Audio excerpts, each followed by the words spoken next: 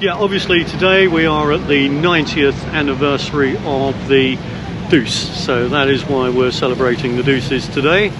Of course, in 2032 it will be the 100th anniversary, and that will be even bigger than it is today. But at the moment it's the 90th anniversary, and we are going to celebrate 32 Deuce.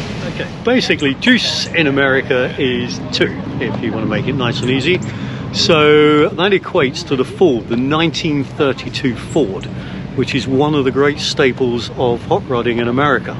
You have the Model T and the Model B, which is the 32 Ford. There are Model A's as well, but today we're concentrating on 32 Fords.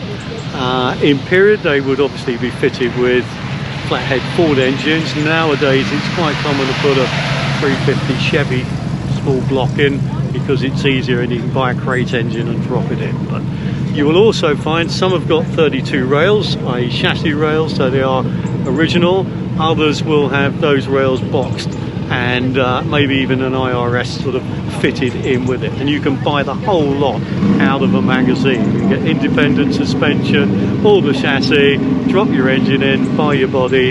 But the ultimate ones are, of course, the original Steelies with the flatheads put in, because that really was the beginnings of hot rod racing after the war. And all that came about because the GIs were coming back after the war. They couldn't really afford new cars, they wanted to go racing, so they go and pick up an old Ford car and they either pop up the engine or they buy something bigger to put in it and they make themselves their own performance car.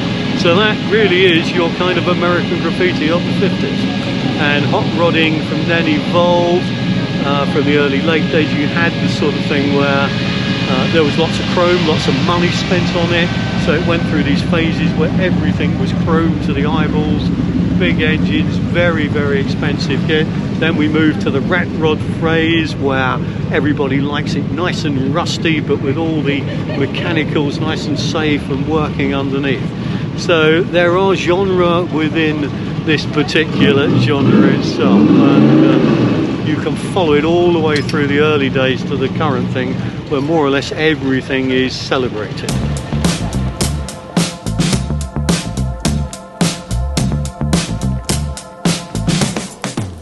Do you want to be a bad man?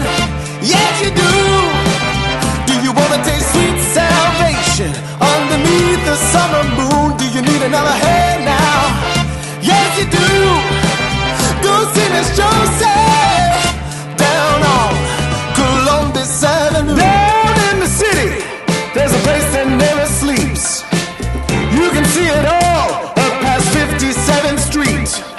Music is hot and the drinking there's free.